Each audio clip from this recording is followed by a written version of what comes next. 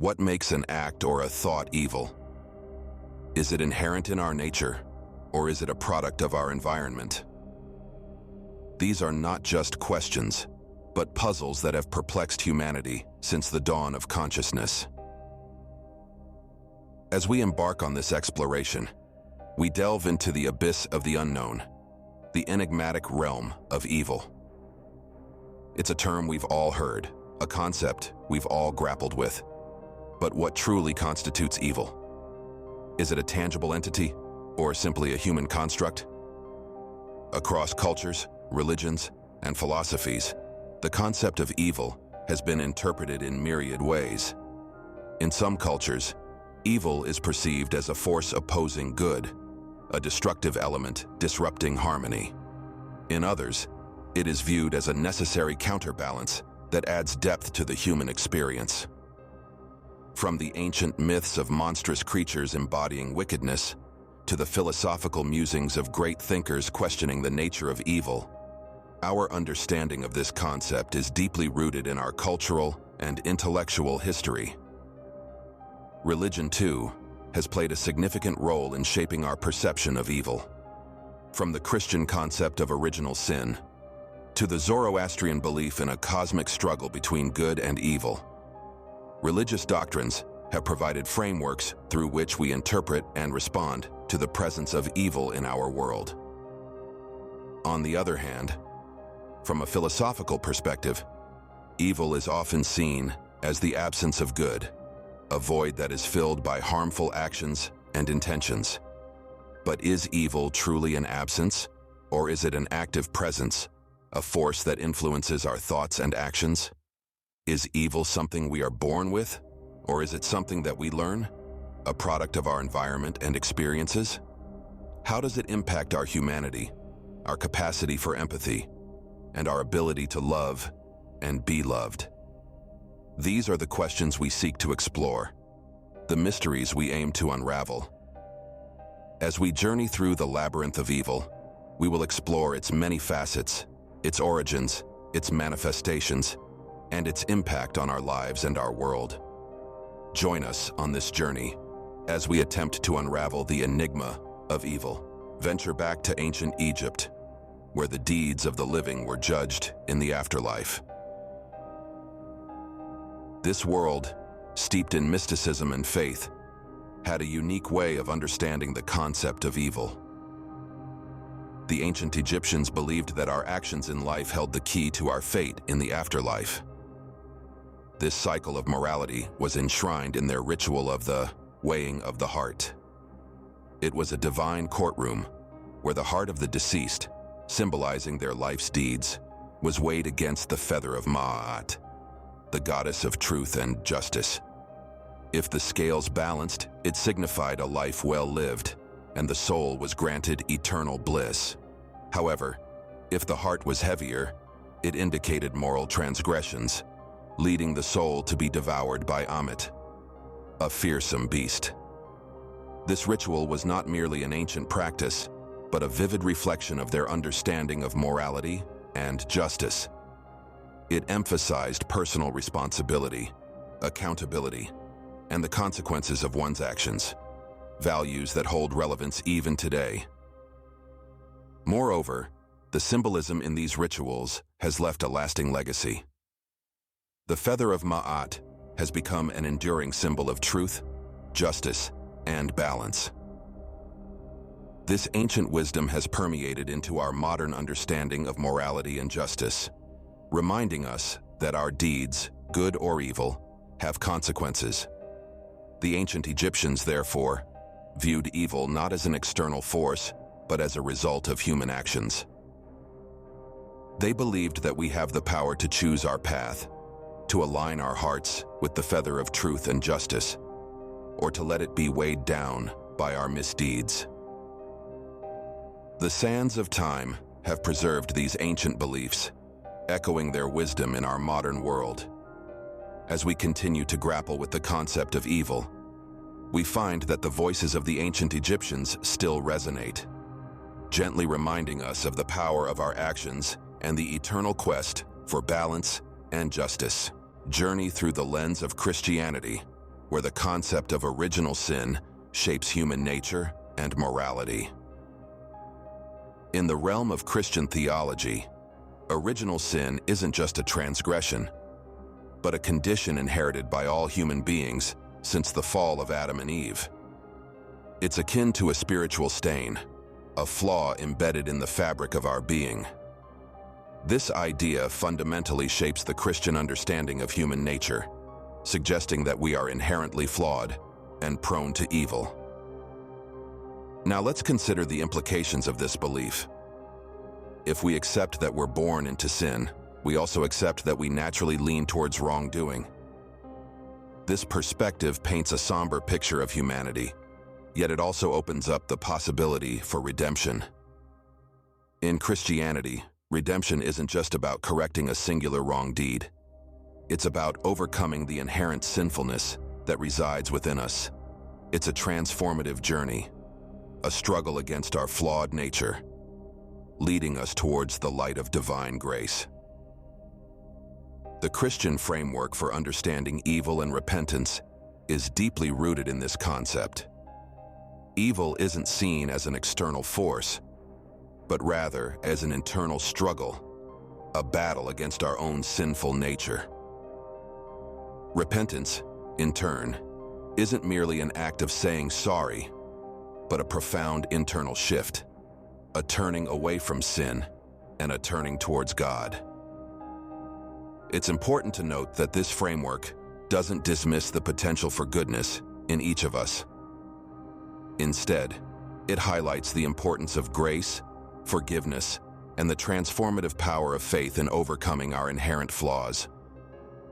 In the Christian doctrine, the path to redemption illuminates the shadows of evil. Navigate the ancient paths of Zoroastrianism, where the struggle between good and evil is an internal battle. Emerging from the sands of ancient Persia, Zoroastrianism is one of the world's oldest monotheistic religions. It introduced a revolutionary concept, a cosmic duel between good and evil. This dualistic philosophy significantly influenced the theological underpinnings of the Abrahamic religions. Zoroastrians believe in Ahura Mazda, the wise Lord, the embodiment of all that is good, and Angra Mainyu, the destructive spirit, the manifestation of evil. This dualism is not just metaphysical, but also moral. It suggests that every individual has a role to play in this cosmic battle, a responsibility to choose between good and evil. This brings us to a fascinating aspect of Zoroastrianism, the focus on personal responsibility. Unlike many religious doctrines that externalize evil, Zoroastrianism emphasizes the internal struggle. It posits that the battle between good and evil is fought in the hearts and minds of every human being. Each thought, each decision, each action we take can either uphold the order of Ahura Mazda or contribute to the chaos of Angra Mainyu. This perspective is not fixed in the distant past, but echoes in the contemporary Zoroastrian worldview. Modern Zoroastrians continue to stress the importance of personal responsibility in moral decision-making. They uphold the threefold path of Zoroaster: good thoughts, good words, good deeds. This path is a guide to navigating the internal battlefield, a way to align oneself with the forces of good. In conclusion, the legacy of Zoroastrianism is profound. It offers us a mirror reflecting our potential to be agents of good or harbinger of evil. It reminds us that the battlefield is not out there in some distant cosmic realm, but right here, within us. Zoroastrianism reminds us that the battlefield for good and evil lies within our own hearts. Step into the realm of the supernatural, where divine eyes influence ethical behavior. Have you ever felt that prickling sensation at the back of your neck? The eerie feeling that you are being watched? This feeling, amplified by the belief in supernatural entities, has a profound impact on our moral behavior. In fact, Numerous psychological experiments have shown that people behave more ethically when they believe they are under supernatural surveillance. This intriguing phenomenon has its roots deep in our evolutionary history. Our ancestors, living in small, close-knit groups, knew that their actions were constantly being observed by others. This social surveillance helped maintain order and cooperation within the group, punishing those who acted against the common good. Over time, this social surveillance evolved into a psychological mechanism, a sort of internal police force that regulated behavior, even in the absence of actual observers. But how does this internal police force work? It taps into our deep-seated belief in supernatural entities. Whether it's a divine deity, a departed ancestor, or a celestial being, these entities are believed to have a keen eye on our actions, rewarding the virtuous and punishing the wicked. This belief, ingrained in our psyche, acts as a powerful deterrent against immoral behavior. Religious teachings across the world echo this concept. From the all-seeing eye of God in Christianity to the vigilant deities of Hinduism, divine surveillance is a common theme. These teachings encourage moral behavior by instilling a sense of accountability. After all, if divine entities are watching, every action, no matter how insignificant, has moral implications. But the question remains, does this supernatural surveillance truly make us more ethical, or does it simply deter us from acting on our immoral impulses out of fear of divine retribution? The answer is likely a bit of both. While fear of punishment may deter immoral behavior, the belief in divine surveillance can also foster a genuine desire to be good, to live up to the moral standards set by these divine entities. Invisible eyes watch over us, guiding our moral compass towards the light. Dive into the human brain, where neuroscience may hold the key to deciphering evil behavior. The intricate labyrinth of neurons and synapses is not just a biological marvel, but a storehouse of our thoughts, actions, and emotions. It's here that our propensity for good or evil may reside. Recent advances in neuroscience have opened up fascinating possibilities. By mapping brain activity and studying behavioral patterns, scientists can now identify individuals who may be prone to violent or so-called evil behavior. This doesn't mean we've found an evil gene or a violent switch in the brain, but rather, these findings suggest that certain neurological configurations might predispose individuals to such behavior. But here's the exciting part. If we can identify these patterns early, we may be able to intervene. This could mean therapeutic measures, individualized education, or perhaps even novel treatments that we haven't yet imagined. The potential for reducing harm and fostering healthier societies is immense. Yet, these scientific breakthroughs also raise profound ethical and philosophical questions. If our brains are wired in a certain way, what does that mean for our concept of free will? Are we simply puppets of our neurobiology, or do we have the capacity to choose our actions? And what about predestination?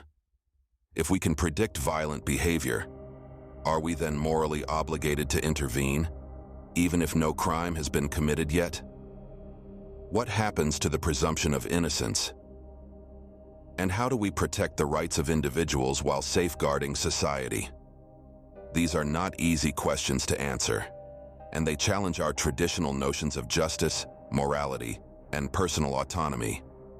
As we stride forward in our scientific understanding, we must also evolve our ethical frameworks to keep pace.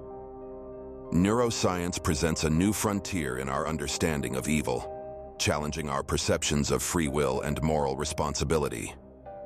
As we continue to explore this fascinating terrain, we must remember to navigate it with both curiosity and caution, ensuring that our pursuit of knowledge does not trample upon our most cherished human values. Witness the transformative power of faith, where even the darkest hearts can find redemption. Today, we delve into the life of a man once shrouded in the cloak of hatred, a former neo-Nazi whose life was marked by violence and prejudice. As we journey through his transformation, we reveal a narrative of redemption, one that showcases the profound impact faith can have on an individual's life. His story begins in the depths of hatred, a realm where the destructive power of evil has taken hold. Yet, even in this darkness, a spark of humanity remained, waiting to be ignited. This spark came in the form of faith, an unexpected beacon shining brightly in the abyss. It was faith that became his guiding light, leading him away from the path of hatred and onto the road to redemption. His transformation was not just a change of heart, but of identity. Central to this metamorphosis was the symbolic and literal removal of hate symbols, specifically his tattoos. These marks, once a proud display of his allegiance to an ideology of hatred, became a painful reminder of a past he now rejected. The process of removing them was both physically painful and emotionally cathartic, a testament to his commitment to change. Each tattoo removed was not just a symbol of hatred erased, but a step towards his new identity. It was a physical manifestation of his spiritual cleansing, a testament to the power of faith to cleanse not just the soul, but the body as well. Each session under the laser was a painful yet necessary part of his journey, a physical testament to his spiritual transformation. His story is a powerful testament to the transformative power of faith. It serves as a beacon of hope, a stark reminder that no one is beyond redemption, that even the most hardened hearts can soften under the powerful influence of faith. His journey from hate to love showcases the power of faith and the potential for personal transformation. In the end, it is the presence of evil that gives meaning to goodness. This might seem paradoxical, but it is through the darkness that we can truly appreciate the light. Evil, in all its forms, poses challenges and adversities that test the human spirit, pushing us to rise above, to grow, to evolve. It is in this crucible that human virtues are forged and refined. Yet, it isn't just about individual growth. The battle between good and evil isn't confined to the realm of the personal. It echoes into the collective, shaping our societies, our cultures, our world. Each act of understanding, each moment of personal change, contributes to a broader collective moral progress. Remember, the existence of evil does not negate the potential for good. It merely highlights it, casting it into sharp relief. So let's embrace this duality, this balance, as we navigate the complexities of our existence. Because even in the face of evil, the potential for goodness persists, illuminating our path towards a more compassionate and understanding world.